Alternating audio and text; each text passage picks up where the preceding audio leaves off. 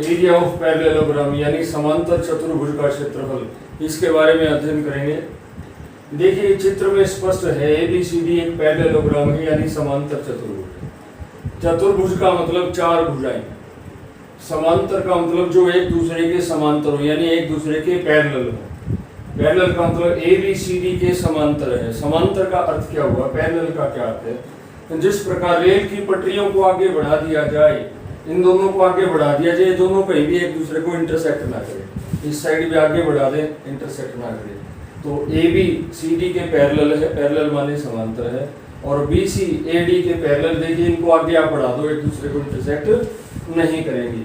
तो पैरेललोग्राम में जो अपोजिट साइड्स होती हैं यानी समांतर चतुर्भुज में जो आमने सामने की भुजाएं हैं वो एक दूसरे के बराबर भी है और समांतर भी है। ABCD के समांतर और BC AD के समांतर। तो इसका क्षेत्रफल क्या हुआ, हम इस भुजा को बोलते हैं बेस, बेस यानी आधार, यहाँ से यहाँ तक की जो दूरी है इसको बोलते हैं ऊंचाई।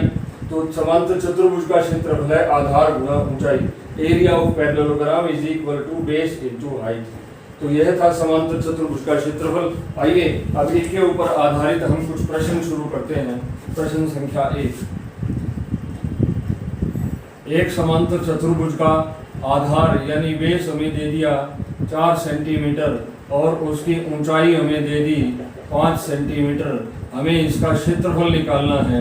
क्षेत्रफल माने एरिया, फॉर्मूला होगा आधार गुणा में ऊंचाई।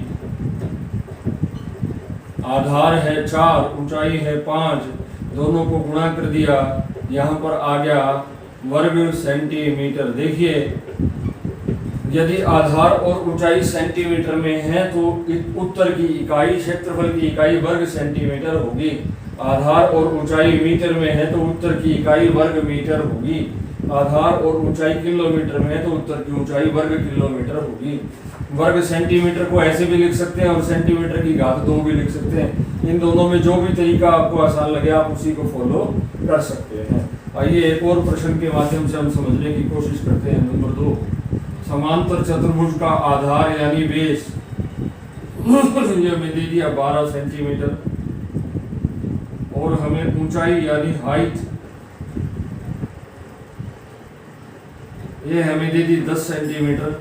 हमने इसका क्षेत्रफल यानी एरिया फाइंड आउट किया, एरिया निकाला, फार्मूला लगा आधार गुणा में ऊंचाई। आधार है 12, ऊंचाई है 10, दोनों को गुणा कर दिया 120 वर्ग सेंटीमीटर स्क्वायर। इसको हम ऐसे भी लिख सकते हैं वर्ग सेंटीमीटर स्क्वायर। देखिए यही हमारा आंसर है, इस प्रश्न में यही हमारा आंसर था। तो ये 2 प्रश्न मैंने आपके समक्ष किए हैं।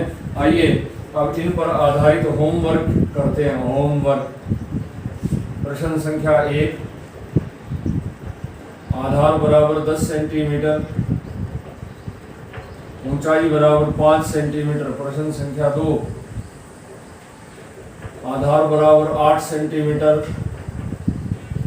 ऊंचाई बराबर 9 सेंटीमीटर। प्रश्न संख्या 3,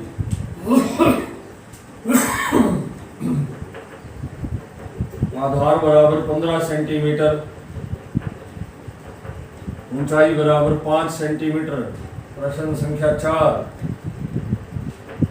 आधार बराबर 7 मीटर, ऊंचाई बराबर 8 मीटर। और प्रश्न संख्या 5, आधार हमें इस बार दिया 20 मीटर और ऊंचाई हमें दे दी 7 मीटर। तो ये थे आज के प्रश्न। मुझे लगता है आज आंसर देने की जरूरत नहीं है, मैं एक बार फिर से रिवाइज करा दूं। ABCD एक समांतर चतुर्भुज है, ABCD के समांतर भी और बराबर भी है, BC AD के समांतर भी और बराबर भी, और जो इन दोनों के बीच की दूरी है उसको हाइट यानी ऊंचाई कहते हैं। नीचे वाली भुजा यानी आधार यानी बेस है। समांतर चतुर्भुज का क्षेत्रफल बना आधार गुणा ऊंचाई यानी बेस गुणा हाइट।